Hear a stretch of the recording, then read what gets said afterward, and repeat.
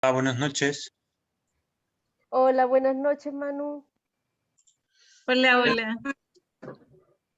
Hoy será, yo creo que también una sesión un poco breve, a menos que las preguntas un poco se extiendan. Ah, eh, ya más o menos ha sido como abordado, o ya más o menos tenemos buenas claves para abordarlo. Ahí tenemos las tesis que le puse un poquito de... Me gustaría que primero hubiera una ronda de comentarios, preguntas. Aquí como para que no vayan las preguntas, las pudiera contestar pronto. Después ya iniciará la presentación y de nuevo al final habría un tiempito de preguntas o de sugerencias. Bueno, aquí tengo varios libros para contarles de qué va un poquito el cierto desarrollo del pensamiento de Weil y algunas cosas que las invitaré a leer porque en realidad Weil comenta estos textos y, y más bien lo que nos invita es a que podamos leerlos nosotros de manera independiente. Pues así doy inicio. ¿Quién gustaría comentar, sentir alguna intuición, algo que considere que no le queda tal vez muy claro o que se siente muy cercano a Bail o muy lejano? Le cedo la palabra a quien me indique. Gracias por estar aquí esta noche.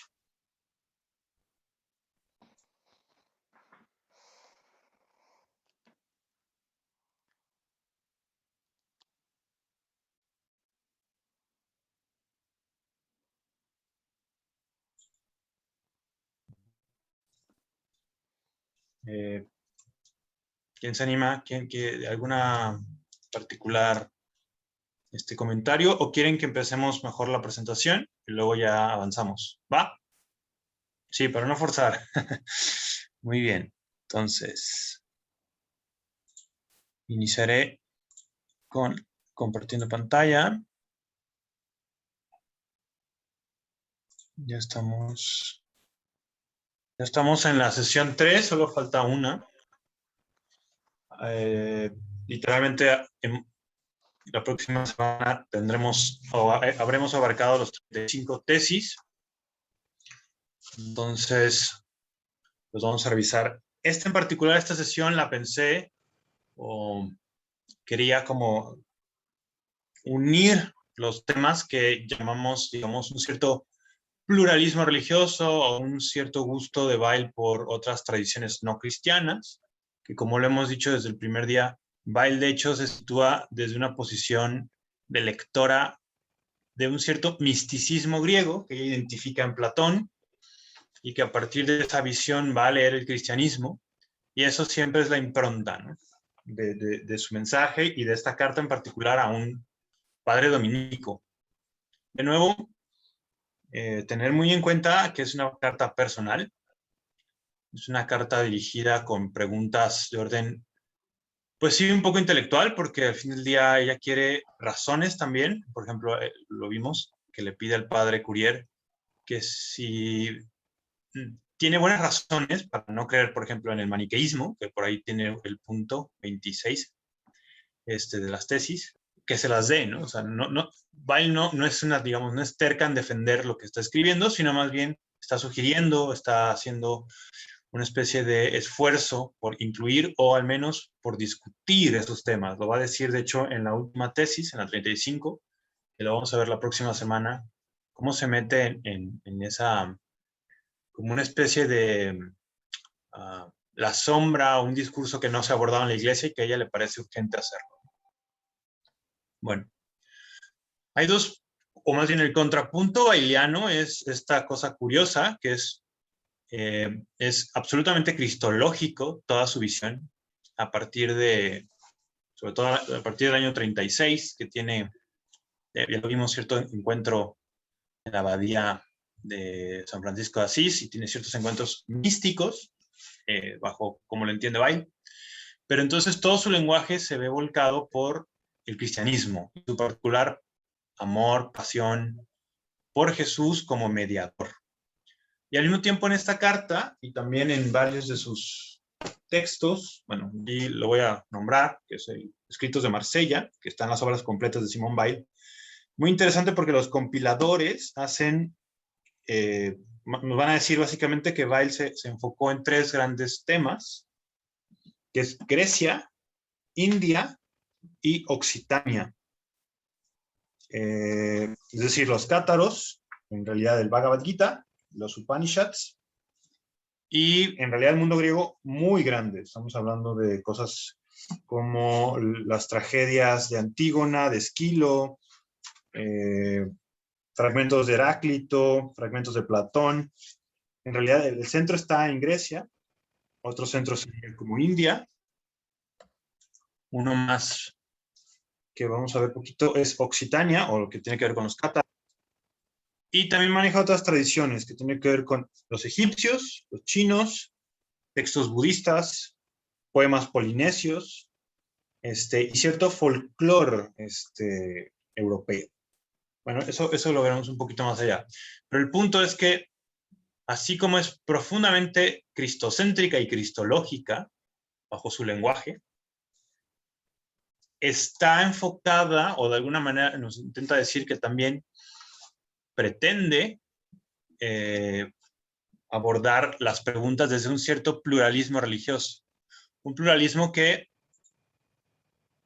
bueno, yo creo que queda con ciertas matices muy baileanos. Ok, esta frase es súper importante para entender el tipo de cristología de Weil. Ella va a decir que, de hecho lo dice en la propia carta, en una de las tesis, que la cruz en sí misma es suficiente. Hay una frase famosa de San Pablo que dice, si no tuviéramos algo así como la garantía de la resurrección, el cristianismo sería en vano, ¿no? Se puede interpretar de muchas maneras, pero a Weil no le gusta el creer que esa interpretación significa que el cristiano está comprando un seguro de salvación. Está comprando una garantía de que Dios ya lo logró porque era la adecuada, ¿no? En ese sentido, Weil dice que la cruz es suficiente para mostrar, digamos, el mensaje cristiano y en realidad mostrar el mensaje de la encarnación que ella va a, de manera simpatética, de manera simpática, va a encontrar en varias otras tradiciones. Esta misma idea de que este mundo, que es violento, material, natural, que está hecho para ser destruido por el paso del tiempo, si lo queremos ver así, y la divinidad, que es eterna, que es siempre bien, que es belleza, que es justicia, se encuentran en un solo punto. Y ese punto se llama cruz. En el cristianismo, o, digamos, para otras tradiciones, es básicamente una mediación, el logos, podemos decir básicamente una encarnación de, por ejemplo, la palabra típica en India sea un avatar, ¿no? O sea, como hay alguien que media. En este caso puede ser Krishna, puede ser un Buda, puede ser Lao Tse, o un libro, o una serie de palabras que median entre el hombre y la divinidad. Y ahora repito que se va a pelear Weil con esta visión triunfalista cristiana que dice que en el fondo, esta es la buena religión entre todas, porque esta sí promete la salvación, o esta más bien no solo promete, esta asegura, esta te garantiza. Y Weil dice o considera que eso en realidad forma parte de un... Va a usar hasta la palabra que eso es lujuria, diría. O otra palabra para entender lujuria, es una imaginación colmadora. ¿Qué significa lujuria para Weil? Dice Weil, cuando alguien elucubrando que va a tener ciertos placeres en su futuro, imagínense literalmente un señor libidinoso que ve a una chica guapa, elucubra, ¿no? Está salivando en teoría por lo que puede tocarle, por lo que puede oler, por lo que le puede hacer, pero es todo su imaginación que le está haciendo creer cosas. Dice Weil que muchos cristianos juegan ese mismo juego lujurioso cuando ven a la cruz. Es decir, la cruz es solo soportable porque la cruz, atrás de la cruz, ¿no? Viene el palacio, por así decirlo. Lo vemos también hasta en los evangelios, ¿no? Cuando le dicen a Jesús discípulos por ahí y la mamá de ellos, que les dice, oye, y cuando llegues al reino, ¿qué puesto les vas a dejar, no? No sé si recuerdan esa parte de la escritura. Pues Bail denuncia eso todo el tiempo. Y dice esta frase que está en Gravedad y la Gracia, que es muy dura. Dice, si se acepta cualquier vacío, ¿qué envite de la fortuna puede impedir que amemos el universo? Uno tiene la seguridad de que ocurra lo que ocurra, el universo está lleno. Quisiera aquí contraponer el término vacío y lleno, porque Bail dice, básicamente, que quien acepta la cruz así sin más, sin sin las promesas del cielo o del paraíso o de la salvación, y al mismo tiempo la amamos con esa como claridad, con esa crudeza también se puede decir, con esa desnudez es la palabra que usa. Entonces, ese vacío está en realidad lleno de amor.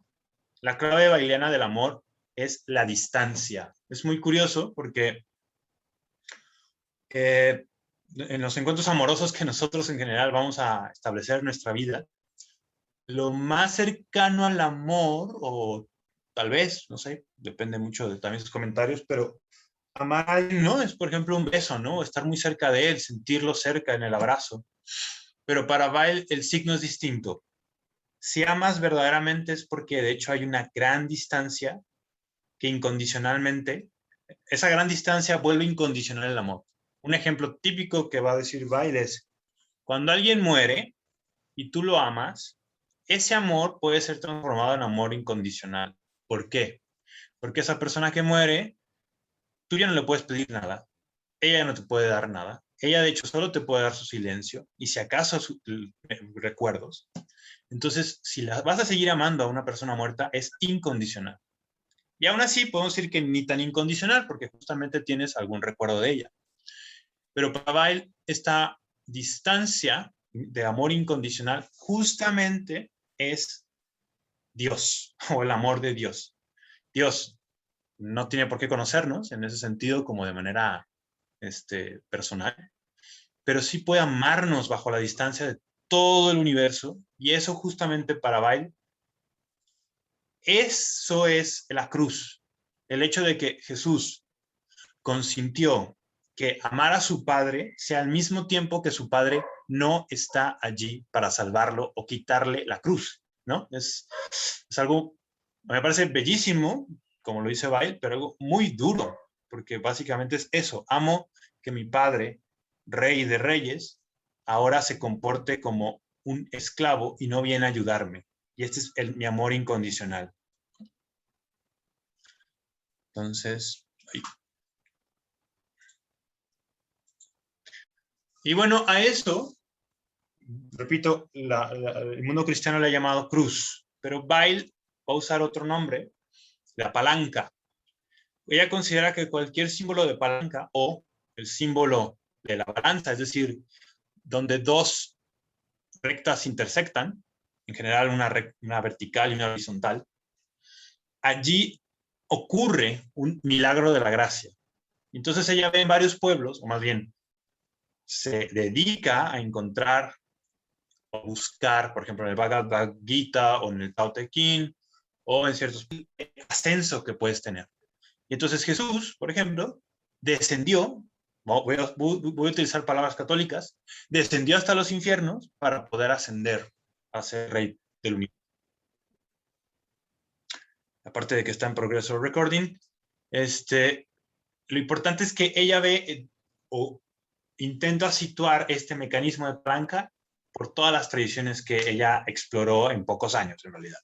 Pero esta es la clave. Cruz, palanca, mecanismo de la gracia, y esta distancia entre las criaturas y Dios, que esa distancia de hecho es amor incondicional.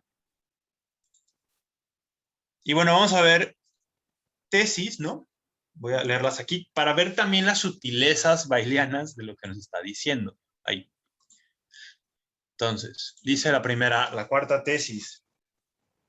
Recojo fragmentitos, ¿no? Dice, ha habido, quizá, en diversos pueblos, India, Egipto, China, Grecia, escrituras sagradas reveladas al mismo título que las escrituras judeocristianas. Algunos de los textos que subsisten hoy son quizá fragmentos o ecos de las mismas. Esto es curioso, ¿no? Cómo Bail aquí escribe un quizá. Lo pone un poco en título de, ¿será? ¿Es posible? Tengo buenas razones, pero lo sigo poniendo en un quizá. Y dice, algunos subsisten o son ecos de las mismas. Aquí hay, esto lo enlazo con la tesis 7, dice, la sabiduría de Dios debe ser contemplada como el trayecto único de toda luz en este mundo, incluso las débiles luces que iluminan las cosas de este mundo. Cantidad de relatos de la mitología y el folclore podrían ser traducidos a verdades cristianas, sin forzar ni deformar nada, proyectando sobre ellos, por el contrario, una vívida luz. Y también esas verdades se encontrarían iluminadas. Aquí tenemos claves baileanas de una especie de, para ella, la palabra que hoy usan,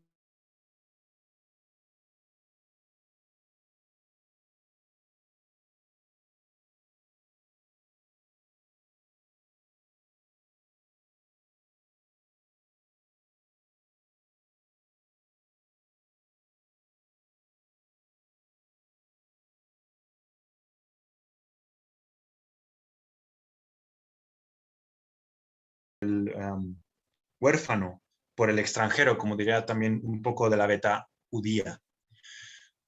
Esta frase que une también con un diagnóstico que hace otro filósofo que se llama Friedrich Nietzsche, es básicamente, ¿no? El cristianismo es una religión de esclavos, totalmente lo va a abrazar Bail, considera que esa es la marca de una religión de real o de la época, o que una religión de esclavos es la única o las únicas que tienen claro que solo por la encarnación o solo por este punto mediador o esta palanca es que somos partícipes de lo divino. Dice, la pasión es la existencia de la perfecta justicia sin ninguna mezcla de apariencia.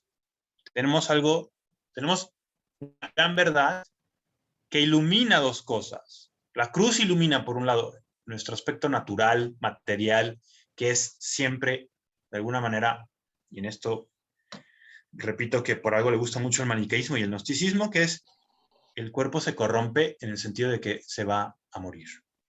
Y por otro lado, el espíritu que no se corrompe, que mira hacia la divinidad, no nos pertenece nunca. No hay nada en nosotros como seres humanos que de hecho podamos decir divino, sino solo esta capacidad que hemos abordado, que es la atención y que un día Dios y esta espera fructífera, incondicional de amor, digamos, podrá dar su fruto, ¿no? Vamos a la tesis 8, también para matizar mucho de este pluralismo religioso baileano, que dice, básicamente, es inútil enviar misiones para conseguir que las gentes de Asia, África u Oceanía entren a la iglesia. ¿Por qué? Porque Bail considera, y lo va a defender muy bien en esta tesis, que debemos muy poco, o más bien el ancho de la cultura en Occidente y en realidad en el mundo, no puede deberlo gran cosa a un pueblo nómada llamado Israel, y no puede, por tanto, deberle tanto a una pequeña historia de un hombre enclavado en Palestina. Ella dice, pues necesitamos esta claridad, ahora sí que catolicidad, de entender que en todos lados debe haber de alguna manera un Dios encarnado y que toda esta violencia que se ha utilizado en las misiones para traer la buena nueva es totalmente contradictoria y no funciona de una manera que es el mensaje principal, que sería el amor, el bien, ¿no? Dice después en el artículo 12, en la tesis 12, dice, como dicen los hindúes, Dios es a la vez personal e impersonal, puesto que en Occidente la palabra Dios, en su sentido habitual, designa una persona. Aquellos seres humanos cuyo interés, fe y amor se dirigen casi exclusivamente al aspecto impersonal de Dios, pueden creerse y decirse ateos, aunque el amor sobrenatural habite en su alma. Esos son, sin duda, salvados. Para la tesis 12, Bail agrega no solo las tradiciones que podemos llamar comúnmente como religiones del mundo, sino que agrega al ateísmo como una religión en sí, solo que una religión que como nosotros, o occidentales, no escuchamos que hablen de manera personal de ese Dios, pero sí bajo la caridad, bajo la humillación, bajo el amor al prójimo, se expresan sus obras, para Weil la incluye dentro de la clasificación, digamos, de religiones, un cierto pluralismo religioso, que ella lo va a puentear o lo va a interpretar a partir de cómo, por ejemplo, todo el mundo de la India dice que hay un Dios impersonal, hay un Dios que habita en nosotros y que no necesita un nombre en particular para ser llamado y que, podríamos decirlo así, habita en el silencio, ¿no? Más matices ahí baileanos. Esto es muy importante sobre lo que intenta contraponer entre su cristología y su pluralismo religioso. Dice, el hecho de que logos, bueno, en la primera carta de Juan, del Evangelio, se traduce, lo primero fue, en el principio fue la palabra, ¿no? Tal vez reconocen esa frase famosa del Evangelio de Juan. Esta es una especie de reflexión baileana, ¿no? Comentario al margen de ese inicio del Evangelio de Juan. Dice, el hecho que logos ha sido traducido como verbum o palabra para nosotros, muestra que algo se ha perdido. Por logos significa ante todo relación y es sinónimo de aritmos, número, junto a Platón y los pitagóricos que usaban estas palabras, aritmos y logos. Relación, logos, es decir, proporción. Proporción, es decir, armonía. Armonía también es aritmos. Armonía, es decir, mediación. Yo traduciría como sigue, es decir, esta primera frase del Evangelio de Juan. En el inicio fue la mediación. Fíjense cómo puentea esta palabra griega, que sin duda se escribió en griego koiné, griego cristiano, por así decirlo, el Evangelio de Juan. Pero Weil, en ese sentido, en vez de ir, digamos, a una cierta interpretación hebrea, que como vemos no le interesa mucho, va hacia una interpretación profundamente griega, es decir, platónica y pitagórica, y dice, en vez de traducir verbum o palabra, deberíamos traducir mediación, proporción, armonía o relación. De nuevo, la clave de interpretación cristiana, a pesar de que es cristológica, es profundamente griega. Y bueno, sigue las críticas en torno, ya lo vimos, ¿no? A Roma, a la Iglesia, a propio Israel, y lo va a unir, digamos, en tres grandes pues, lugares o puntos de contacto donde la Iglesia o la historia de la Iglesia ha sido violenta. Por un lado, las cruzadas, por otro lado, las misiones, y ahora, modernamente, le hemos llamado el rastro del colonialismo, que todavía se expande y todavía, la palabra que usa Bailes, desarraiga a miles y millones de seres humanos que en el mejor de los sentidos, por ejemplo, el colonialismo trae tecnología, trae formas de vida, te dice qué valores seguir, ¿no? Y para Bail dice que la raíz del mal colonial, la raíz del mal de que, por ejemplo, yo soy mexicano, ¿no? Pero que tenga ciertas expectativas de vivir como alguien en Alemania, porque quién sabe qué, es primer mundo, no sé qué, y no puedo vivir con cierta relación con el maíz y con el campo mexicano porque eso es de alguna manera inferior, pues esta idea de hay algo superior y algo inferior, para Weil viene directamente, de hecho, de los misioneros. Los misioneros son los primeritos en inventarse que hay algo superior y hay algo inferior en las culturas. Por eso van a aclamar el Evangelio, porque tienen algo mejor, ¿no? Sería una especie de... Cuando uno, por ejemplo, revisa ciertas misiones, sobre todo jesuitas, en el mundo chino, en el mundo tibetano, se esforzaban por mostrar de manera intelectual, sobre todo, que su teología, que su palabra, que la verdad de Cristo era superior. Y esa era su gran razón, es superior. Y un poquito más para atrás, diría, vale, a fin del día estamos igualando a este sistema violento que en su momento se llamó cruzadas, y es, vamos a conquistar una tierra prometida, la Tierra Santa, y que ya no solo va a ser Jerusalén, la Tierra Santa es el mundo entero. Y en ese sentido, digamos, enlaza muy bien el gran problema de que una iglesia universal, o que se pretende universal, como la iglesia, tenga este brazo armado que ahora lo conocemos en general, ya no tan armado, pero sí culturalmente muy armado, que es el colonialismo, ¿no? Y sigamos. Vamos con las últimas tesis por ahí, en torno a este tema de cristología y pluralismo religioso. Dice la tesis 22. De hecho, los místicos de casi todas las tradiciones religiosas coinciden casi hasta la identidad. De nuevo, vean cómo Weil ve una única luz, una cierta identidad, que francamente puede ser de dudosa, o podemos hacer muchas dudas en torno a su pluralismo, si es que realmente sea plural, Weil. Ellos constituyen la verdad de cada uno.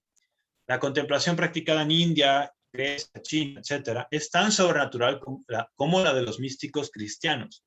Pero si notan, siempre el contrapunto o la tara, ¿no?, con la que mide todo es los místicos cristianos, el cristianismo, Jesús, ¿no? Tesis 23. El cristianismo ha hecho entrar en el mundo la noción de progreso desconocida hasta entonces. Y esta noción se ha convertido en el veneno del mundo moderno. Lo ha descristianizado. Es preciso abandonarla.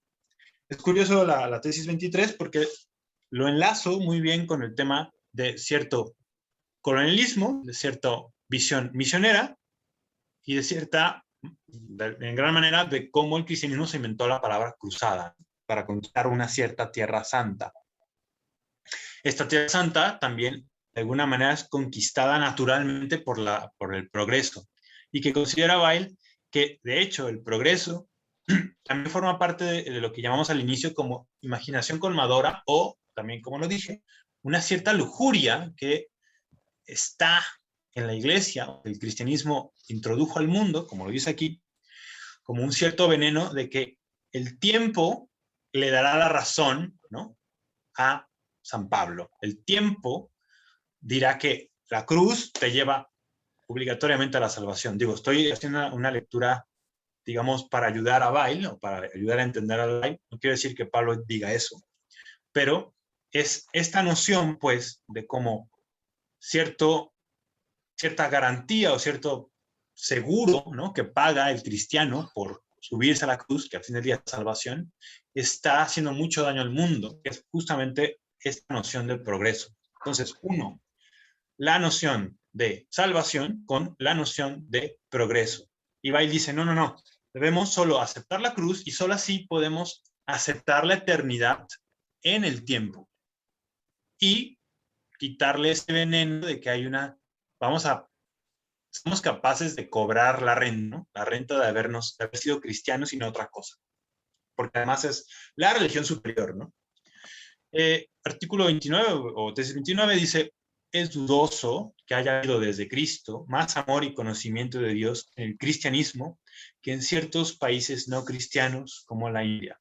De nuevo, rescato ahí que Weil ponga la palabra dudoso, quizá, no es tan categórica, donde es categórica Weil, también por el tipo de carta que está escribiendo, que es a un padre, quiere de alguna manera simpatizar con él, es que la tara y el lugar común es Cristo, el cristianismo, la encarnación, ¿no? Vamos a siguiente, que dice Weil. Todo este proceso, el propio Weil lo dice, ¿no?, es muy difícil, no solo difícil, es peligroso para cualquier persona, para cualquier cultura, cambiar de religión. Dice, ya es tan peligroso como cambiar de lenguaje, y eso puede ser que haga muy malos malentendidos, ¿no? También eso era una cierta preocupación de las misiones. Y a pesar de eso, bueno, pues Weil no duda en comparar religiones, y dice, comparar religiones es únicamente posible, de alguna manera, a través de la milagrosa virtud de la simpatía. De hecho, en sus diarios dice, la única manera, y lo pone siempre en duda, porque Weil no es una persona que diga que ella cree en... Ella, por ejemplo, no va a afirmar que cree en Krishna, por ejemplo. Ella no dice que cree en el Tao. No afirma esas cosas de manera categórica, sino que más bien ella quiere ver cierta luz que proyectan de la sabiduría, ¿no?, única, identitaria, cercana a los místicos, pero que ella sabe que no puede identificarse, o que tiene cierto pudor de identificarse con esas religiones, porque justamente ella debería, digamos, soltar este amor cristiano para tomar el amor, digamos, del budismo, ¿no? Y solo así, digamos, estaría adentro y solo así se le revelarían cosas de otra religión. Pero la propia Bail dice, no lo hice, no lo haré, solo dejo o solo pongo el dedito en la llaga para decir, no se atrevan a juzgar lo que no han vivido, ¿no? Y recuerden, eso lo vimos en el anterior punto, de alguna manera eso mismo que recae en Bail, porque Bail va a criticar el mundo judío y no necesariamente tuvo la milagrosa virtud de la simpatía con Israel. Bueno, concluyo por acá que pues Bail le interesan todos estos temas, de nuevo con dos grandes maneras de abordarlo, con su gran cristología y con una especie de pluralismo religioso, que va a meterlos, ahora sí, todos en la misma, pues, en el mismo como saco, ¿no? Cierto ateísmo, el maniqueísmo, el hinduismo, antigua Grecia, Egipto, taoísmo, budismo, el folclore europeo, se va a dedicar, sobre todo está en los diarios, en los cuadernos de Bail, pues, a desmenuzar, a agregar ciertos comentarios de cómo, la verdad es que cómo defiendes sus tesis, ¿no? El cristianismo. Y de alguna manera se siente muy cercana por eso mismo, y digo, también se siente cercana porque al fin del día el catarismo existió en el sur de Francia, y luego los franceses tienen un gran dote de orgullo por ser franceses. Bueno, aquí voy a parar. Si ven, fue un poco rápido.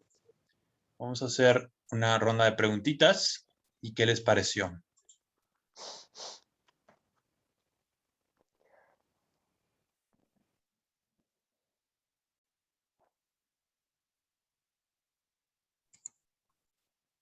Bueno, pues Manuel, yo, así, adelante, no, adelante. ¿Sí, Valesca? no, Manuel, es que quiero saber si al final Simon Weil tenía alguna religión o no tenía ninguna. Eso Bueno, quiero saber. sin duda era cristiana. O sea, no puede haber otra cosa en su corazón por todo lo que escribió. Pero lo curioso es que su corazón no solo se contentaba con ser cristiana, quería ser católica, pero hasta donde sabemos no entró, digamos, de manera cercana, o bueno, más bien desde los sacramentos católicos no entró. Pero cristiana sí, sin duda, no hay de otra. Y nunca afirmó ser de otra religión, tal cual. Pero entonces, con referencia a la Virgen María, ella no tenía ningún acercamiento, porque eso es lo que nos distingue a nosotros los católicos, po. En el fondo, la Virgen María. ¿Ella no tenía ningún acercamiento con ella?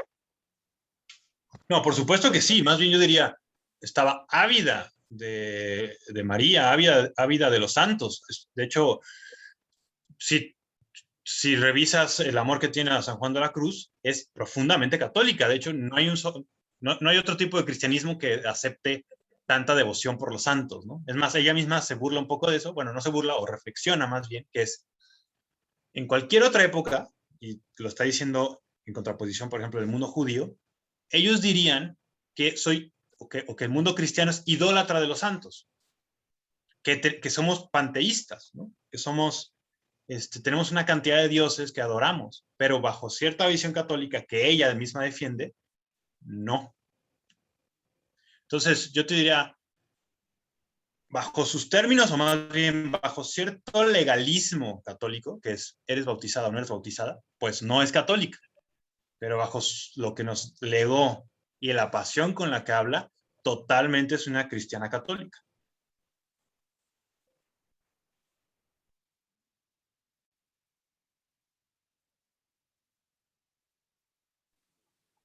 De hecho, en la tesis número 8 hace una comparación o habla de la oración entre los griegos y hace una mención de cómo esa oración se parece a una oración a la Virgen. Es la única referencia que encuentro que hace alusión a algo de la Virgen.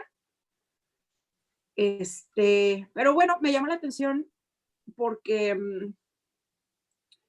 bueno, es algo obviamente recurrente y es lo que ella está diciendo, que básicamente, a ver si lo entendí bien. Así como muchas mitologías y muchas religiones tienen como el germen de lo que nosotros conocemos como cristianismo, pues yo lo que entiendo aquí es que no es solo nada más en el mito, sino incluso en la forma en que nos acercamos o en la forma en que invocamos a estos seres o a este ser sobrenatural, ¿no?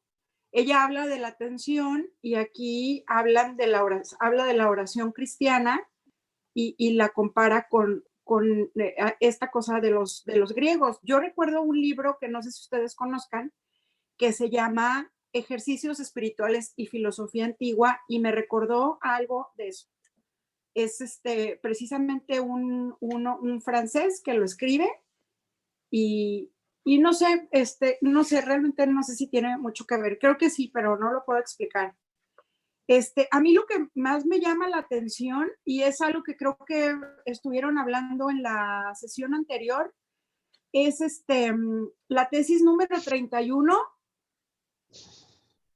que no sé si en la sesión anterior criticaron esta postura o qué fue lo que pasó, la verdad, pero a mí se me hace tan bella, o sea, tan bello esto, donde habla de que hay algo que es fundamental en el cristianismo, que es la posibilidad de la desdicha de los inocentes. Y en eso también compara al pueblo a las historias griegas. Quiero pensar, por ejemplo, en las tragedias, ¿no? En estos héroes que les va mal y les va mal y les va mal, y acaban peor, o sea, nunca les va mejor, pues, ¿no? Pero en esta historia, de cualquier forma, se muestra su grandeza, su nobleza, etcétera. Y esto a mí se me hace muy importante, pues, ¿no? Dice, a los ojos de los hebreos, al menos antes del exilio y salvo excepciones, pecado y desdicha, virtud y prosperidad son inseparables, lo que hace de Yahvé un padre terrenal y no celestial, visible y no oculto. Es pues un falso Dios. Un acto de caridad pura es imposible con esta concepción. O sea, si no concibes que incluso haciendo todo bien, no por eso te va a ir bien. Y es justo, lo relaciono con esto de la lujuria y con estar en contra del progreso. Digamos, amar a Dios o ejercitar la atención hacia Dios y hacia los semejantes, no necesariamente significa que, vaya, no tendría que ser, para que sea realmente un acto de amor o de atención, con un móvil de salvación o de progreso, ¿no? Entonces, pues, no sé, eso es lo que a mí me parece de lo más bello que dice Simone Weil, y coincido totalmente con ella. Eso sería todo lo que a mí me gustaría comentar. Pues muchas gracias. Sí, yo creo que has leído muy bien a Weil. Tal cual. Weil tiene mucho recelo con cualquier tipo de seguro o garantía, ¿no? Que hacemos porque hacemos el bien. Eso es una muy buena clave, digamos, para entender a Weil, me parece. ¿Alguien más tiene un comentario por acá? ¿Pregunta?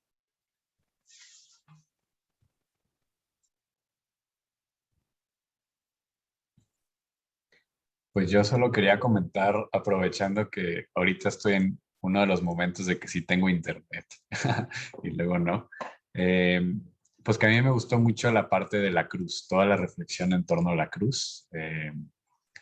Me siento muy simpatizado o simpatizante con esa reflexión, en tanto que también es mi experiencia, ¿no? Y creo que se conecta mucho con lo que acaba de decir Zaira, ¿no? Y como tú lo expresaste en términos de que bueno, que así lo dice Weil, con la cruz basta, y tú ya hiciste complemento con la parte de la resurrección, ¿no? Y que claro, desde una teología cristiana o católica tradicional, pues esa visión estaría incompleta en tanto que faltaría como la cereza al pastel, por decirlo así, ¿no? Eh, sin embargo, a mí algo que me ha fascinado siempre es que el evangelio más antiguo, que es el evangelio de Marcos, como ustedes saben, originalmente no hay resurrección. O digamos, no hay... el evangelio de Marcos termina con la tumba vacía, ¿no? O sea, es de cierta manera, digamos, después de la cruz y está y no está la resurrección. O sea, no está como en los otros evangelios, que está y toquen mis heridas, ¿no? Y, o sea, ya de una manera muy visible, plástica, ¿no? En el Evangelio de Marcos, su final original es la tumba vacía y el temor y el temblor de qué onda, ¿no? ¿Dónde está? Y sí, o sea, se puede interpretar como la resurrección o lo que sea, pero es mucho más abierto, es mucho más de, o sea, todavía está ahí la cruz en primer plano. Ya después se le agrega el apéndice canónico que le llaman al Evangelio de Marcos, pero originalmente no estaba esa parte, ¿no? Y entonces yo siento que efectivamente, o sea, repito, una teología católica tradicional diría que está incompleta, pero yo creo que también con la cruz basta, ¿no? Y fue muy bello, ¿no? Fue muy bello leer y escuchar esta reflexión a partir de Bail. Y bueno, otras cosas que también, ¿no? Muy, muy de acuerdo y muy estimulantes, ¿no? Para las investigaciones que yo hago y demás en torno al progreso y todo eso. O sea, eso ya nos iríamos por la tangente, ¿no? Pero sin duda, muy, muy fabuloso. Pues eso, gracias. Yo quisiera agregar un libro fundamental, porque Bail dice que la Ilíada es una Biblia, es decir, lo eleva a ese nivel. Y sí me gustaría, digo, yo soy un lector fan de la Ilíada, porque yo siento que la interpretación de la cruz cristiana está totalmente imbuida por el amor de Bail a la Ilíada. Cuando uno lee la Ilíada de 12 cantos, es un cántico básicamente donde el héroe más acá, Aquiles, el tipo más moralmente más interesante, que es Héctor, de su ciudad de Troya, los dos mueren horriblemente. Los dos tienen un destino totalmente desnudo a las voluntades muy iracundas de los dioses. Y Bail ve, porque lo dice, pues hay un texto de comentario a la Ilíada, que ese mecanismo que se está jugando en la Ilíada es un mecanismo de triturar a los pueblos, a los seres humanos, y donde parece que las fuerzas impersonales, en este caso los dioses, pues juegan, ¿no?, a destruir terrones de azúcar que son los hombres. Y en medio de todo eso, Bail dice, lo increíble de la Ilíada es que si solo lo leemos así, que es una buena lectura, somos muñequitos de los dioses, hace falta verlo como que solo bajo ese mecanismo de trituración podemos acceder a la gracia. ¿Por qué? Pues dice a decir Bail, porque la tradición griega reconoce que solo hay un Zeus de los desgraciados, de los suplicantes, justo porque ese mismo Zeus sabe que todos sus hijos, que son muy volubles, él es el único que puede entonces defender al desgraciado. El propio Zeus vio, digamos, en sus hijos como la manera de contener un problema, digamos, pues familiar. ¿Y qué hace Zeus? Pues se inmola a sí mismo. Dice, bueno, yo voy a dar mi cabeza, voy a dar mi propia vida para que mis hijos no solo sean, digamos, culpables, sino que también los hombres puedan salvarse. Me parece muy interesante porque por eso Bail, bajo cierta visión griega, que no necesita la resurrección, o nunca en sí misma la explicita, tal vez un poquito Platón, pero bueno, eso ya es meternos en otro tema, pero me parece muy valioso y las invito, sobre todo, pues, estamos más chicos, bueno, Rodrigo también, los invito a leer la Ilíada con otros ojos, con ojos muy cristianos, si podemos decirlo así, para nosotros, pero con ciertos ojos de la cruz, sobre todo, de la cruz. ¿Quién más tiene por acá comentarios y preguntas? Gracias. Yo. Yo también. Raquel. Sí. Después yo. La verdad que quiero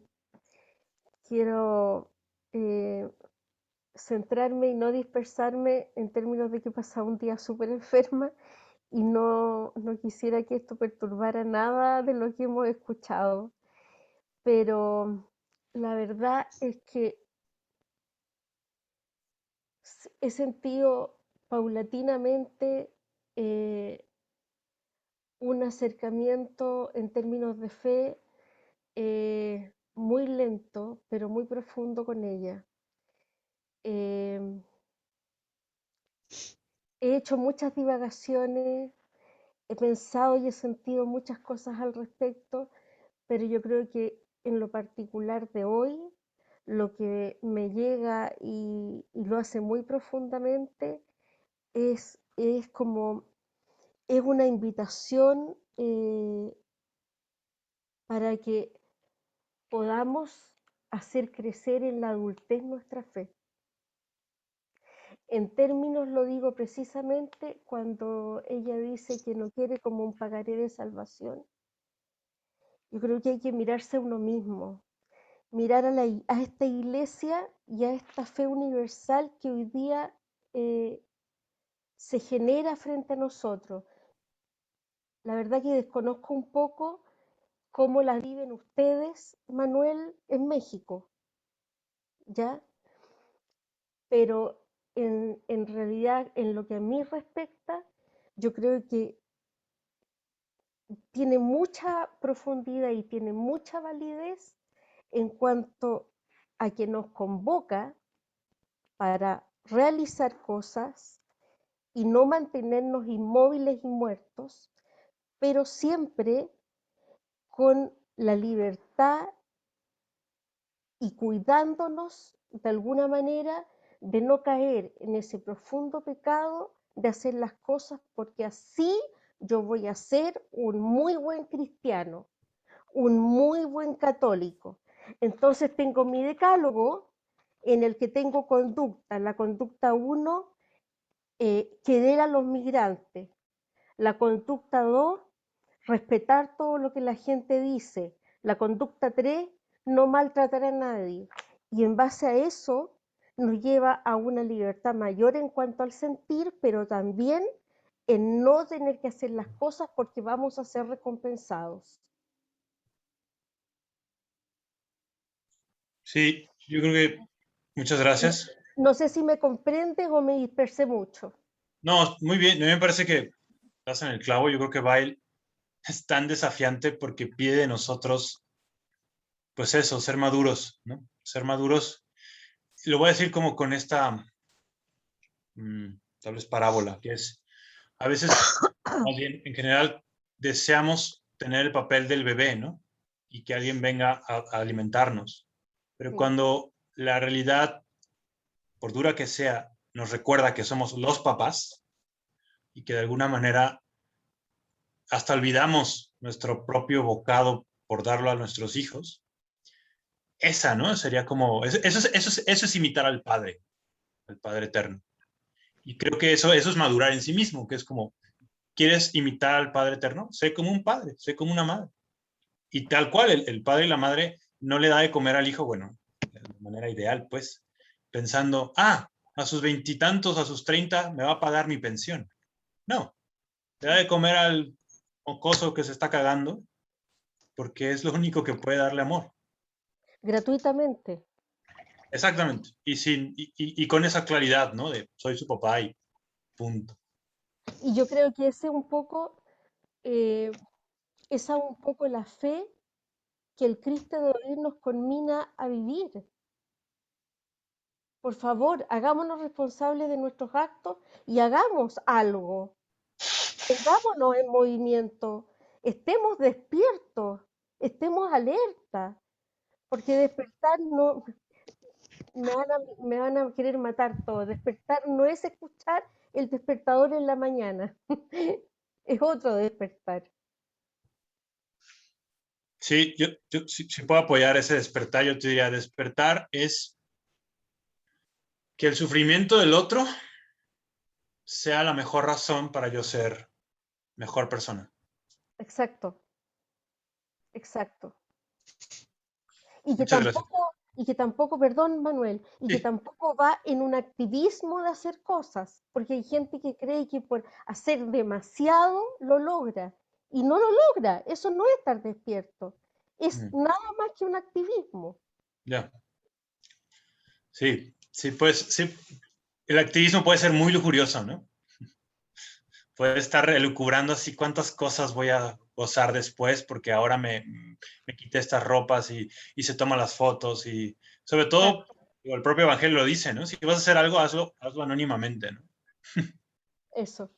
Gracias, Manuel. Gracias, gracias a ti. Mirna, ¿sí?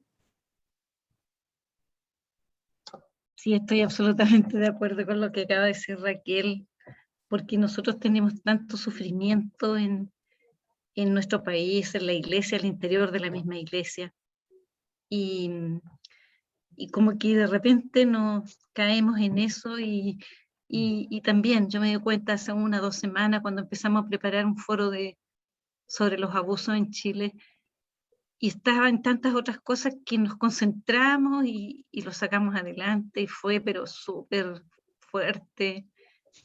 Fue un fiscal nos pidió que no dejáramos, que no abandonáramos las víctimas, que los abusadores lo que más prefieren alargar los procesos porque ellos saben que las víctimas cuando pasa el tiempo empiezan a decaer y retiran sus demandas. Entonces ese tema a mí me ha tenido desde hace un mes súper preocupada. Pero también, ahora me nació eso, lo que dijo Raquel, pero lo que también me llamaba la atención, lo que decía Zaira respecto a la posibilidad de desdicha de los inocentes, todo relacionado, porque no es ningún seguro de garantía hacer el bien, porque no hay que llenarse de cosas, yo creo que cada uno siente en alguna época de su vida, yo ya soy grande, tengo hijos fuera de mi casa, tengo nietos, en que se dedica, en que hay que centrarse en algo y concentrarse y centrarse y estar despiertos, como decía Raquel. Y también el tema de la cruz, con la cruz basta, me hizo esa frase de un acto de caridad pura e imposible en esta concepción, me hizo recordar la impotente ternura del libro de Elías. Que yo entré a ese taller porque yo decía imposible, no puede haber impotente ternura si toda la ternura es potente y transforma y da vida, pero también la debilidad y la posibilidad de dolor y de sufrimiento nos transforma. Eso. Gracias. Sí, estoy muy de acuerdo. Yo quisiera responderle a Zaira, aquí me hizo una pregunta a ver si me ayudan, porque luego soy muy malo en referencias evangélicas. Bueno, te voy a contar un poquito, Zaira, de dónde salió la frase del anonimato. Más bien tiene que ver de un santo que yo conozco muy bien, que se llama Carlos de Foucault, que Carlos de Foucault defiende una cierta forma de vivir Nazaret. Y cuando Carlos de Foucault defiende Nazaret es, haz las cosas en el anonimato, como los 30 años de Jesús que hizo cosas sin que nadie supiera qué hizo, pues, ¿no? Y hasta después, justamente, los evangelios es la vida pública. Pero ¿qué hizo en los años de anonimato? Pues preparar también el espíritu, ¿no? Tal vez debe estar por ahí un poco, bueno, esa es mi referencia que viví, porque estuve muy cerca del espíritu de Carlos, pero no quiero mentirte así de que en tal versículo, ahí no me acuerdo.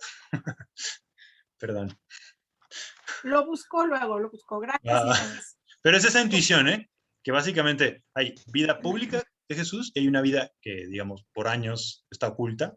El anonimato de Jesús es importante respetarlo y vivirlo nosotros, pues. De hecho, tal vez nosotros estamos llamados a vivir el anonimato porque no vamos a tener vida pública evangélica. Tal vez. Depende de cada quien su vocación, ¿no? ¿Alguien más tiene por acá un comentario? Creo que voy primero a María José. Gracias.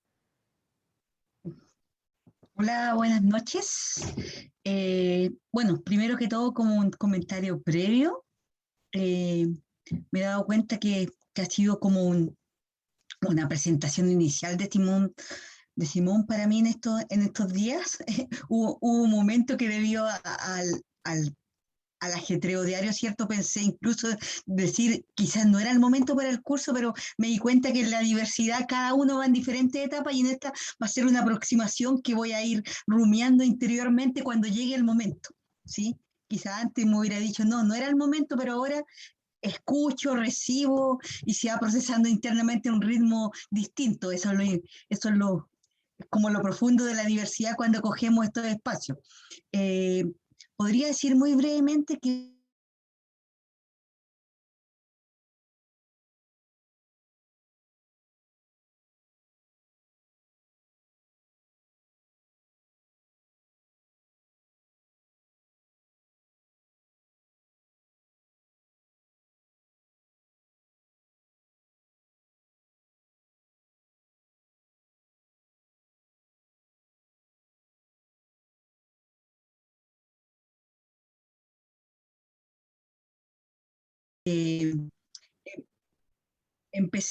después a entender que la cruz, según lo trato de ver más ahora, va unida a la resurrección, como dos realidades que para mí no van separadas. Por tanto, me hizo algo de eco, de ruido que tengo que procesar interiormente lo de la cruz basta.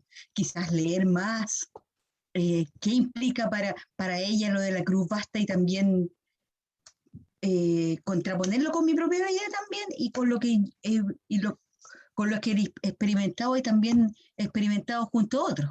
O sea, no soy quien para contradecir y no tengo decimos que en Chile las patitas, es decir, la capacidad de contradecir, pero en mi caso la cruz no basta, va unida a la resurrección.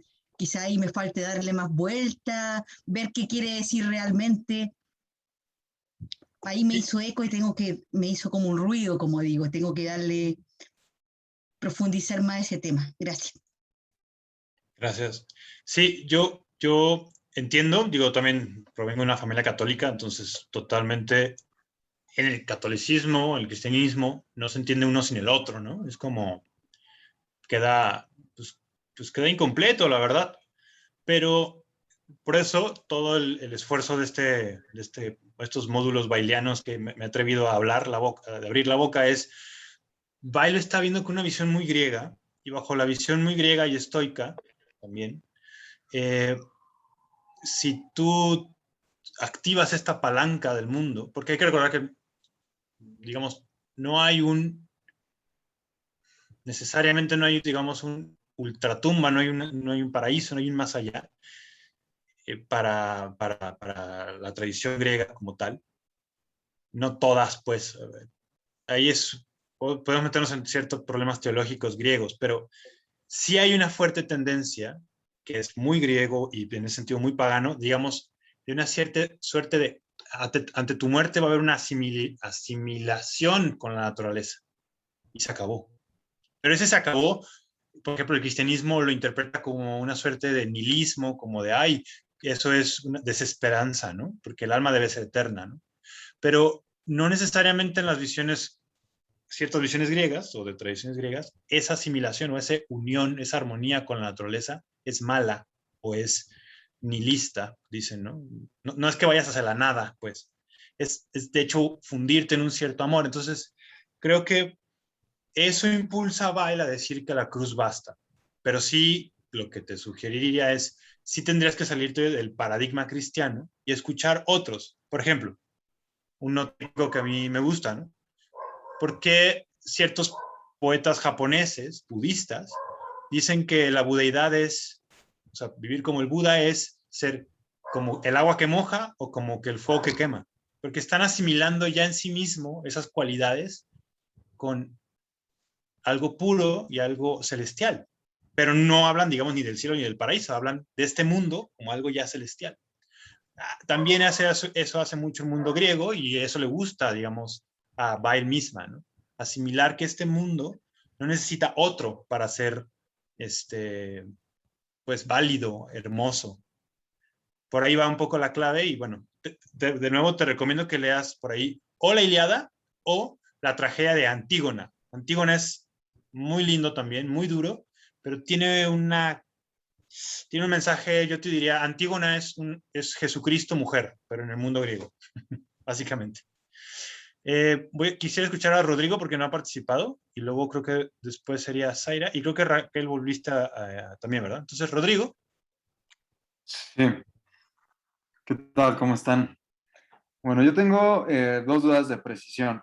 Una, bueno, esta parte de la cruz que es muy bonita, se me hizo muy bonita a mí también. Tengo una duda ahí como de precisión. Ella se refiere cuando dice solo la cruz basta, en términos simbólicos, históricos o ambos. Porque mira, simbólico sería como, me refiero como a esto de la mediación, ¿no? Con que solo la mediación basta, y eso podría aplicar a varias religiones. Pero en lo histórico, que ahí fue donde a mí se me hizo lindo, un poco también como creo, en la misma idea que manejaba Elías, ¿no? Pues de pensar a un sujeto judío que lucha por la justicia, por los pobres, que quiere la curación del mundo, etcétera, y que muere como un mártir. A muchos les puede parecer un absurdo, pero es loable en sí mismo, ¿no? Para quienes somos un poco más idealistas, ¿no? Y con estos ojos griegos, ¿no? Que hablas de la tragedia, etcétera, ¿no?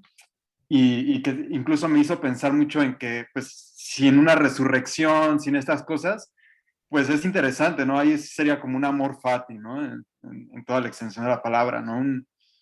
Una vivencia, ¿no? De lo trágico, pero también como abrazado.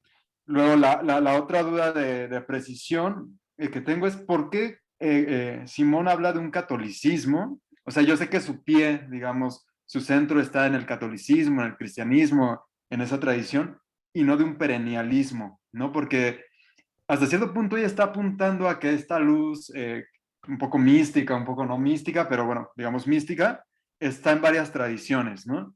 Y por qué, como esta fijeza también a la vez como por la institución, eso me llama la atención.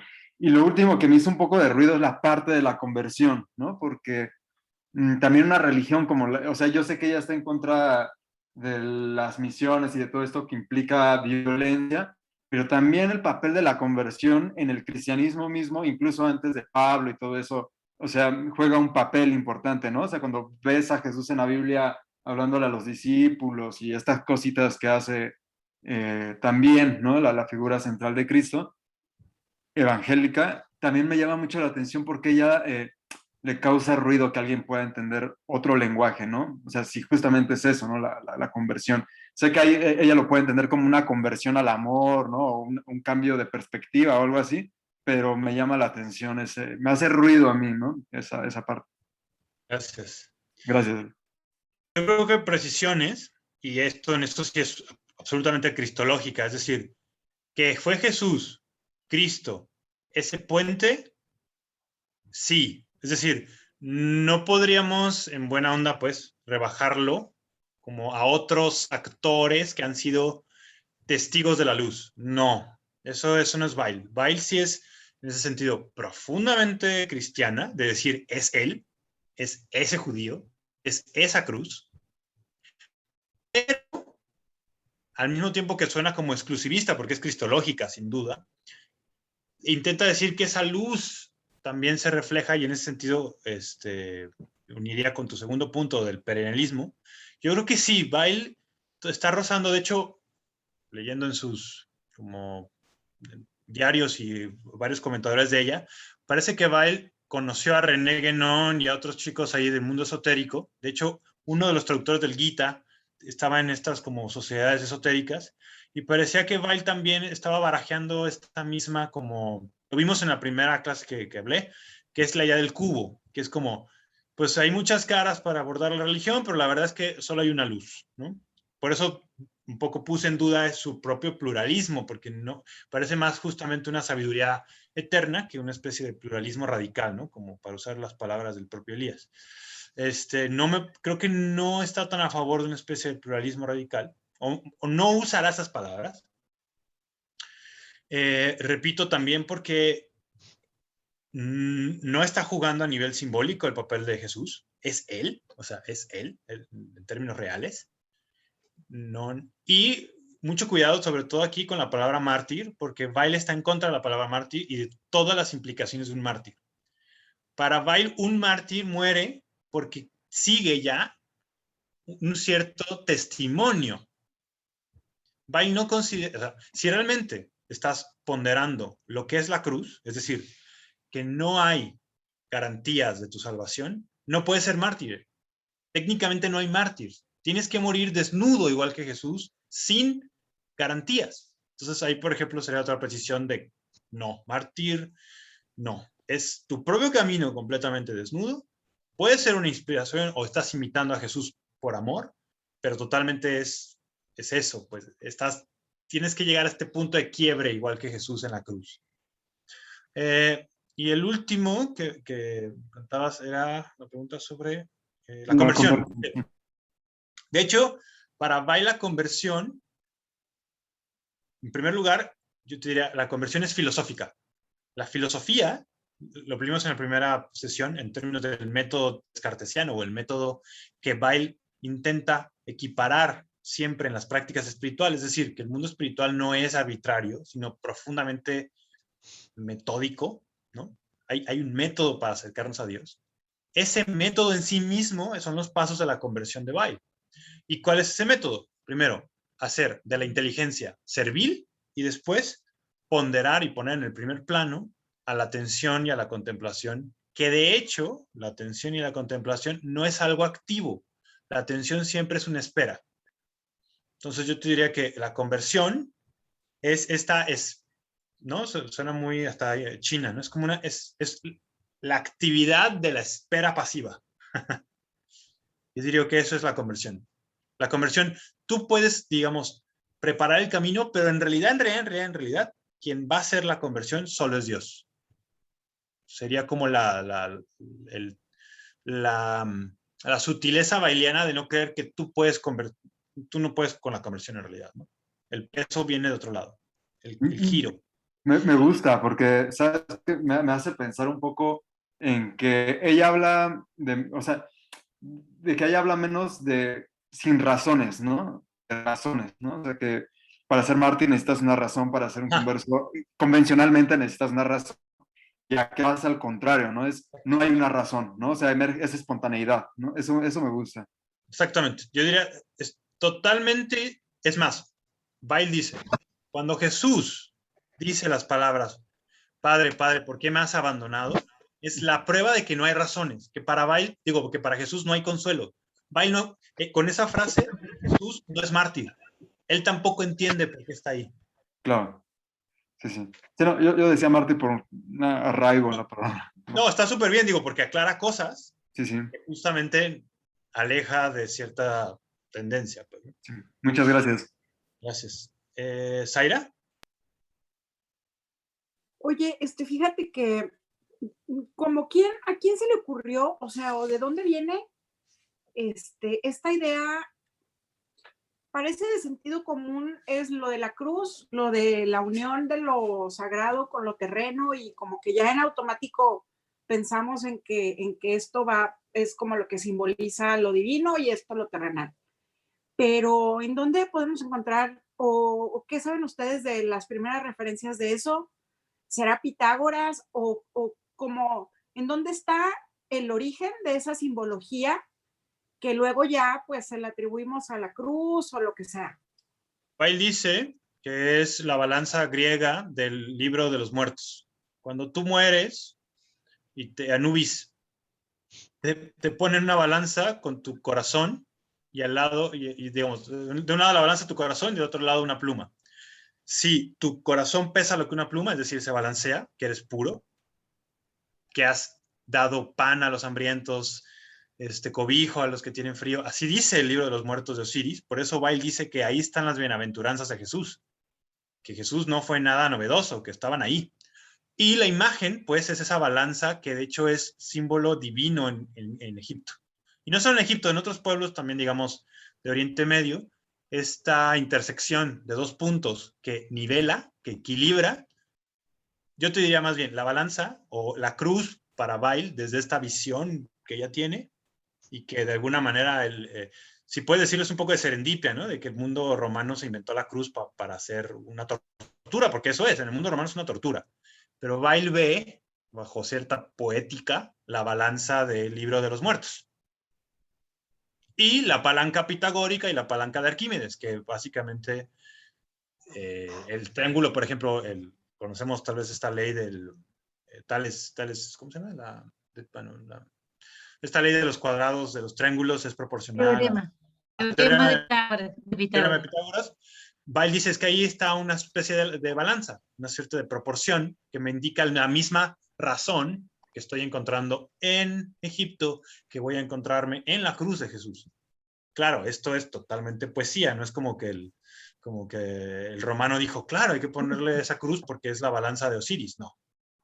Pero sí, yo creo que lo dice muy bien ella, de dónde viene esta conjunción. Gracias. ¿Y Raquel? Sí, es una cosa chiquitita, Manuel, pero la encuentro en realidad en mí suscita mucho. En mí suscita mucho cuando ella dice la cruz basta. Primero porque pienso que hay que dejar de lado la concreción de lo que esta frase dice. Y hay a lo mejor sentirlo con todo el peso testimonial que tiene la encarnación en Jesús. Ya no es necesario vivir un Pentecostés para comprender que el Jesús marginal fue puesto en la cruz,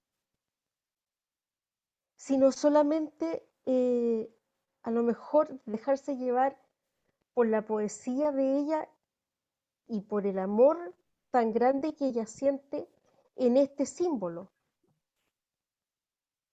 No sé si estoy muy perdida. Yo te voy a decir algo del Evangelio. No sé si se acuerdan muy bien cuando pasa lo del sepulcro. Que primero van las mujeres. Sí, sí. Y de hecho, los hombres no entienden. Las primeras personas que entendieron que resucitó Jesús fueron esas mujeres.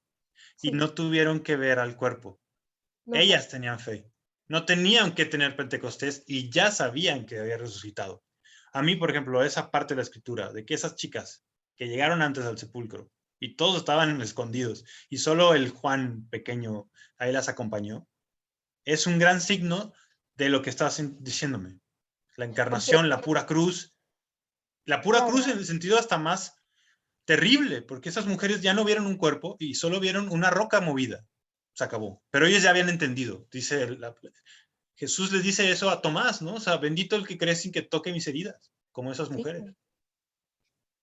Sí, yo creo que va por ahí también.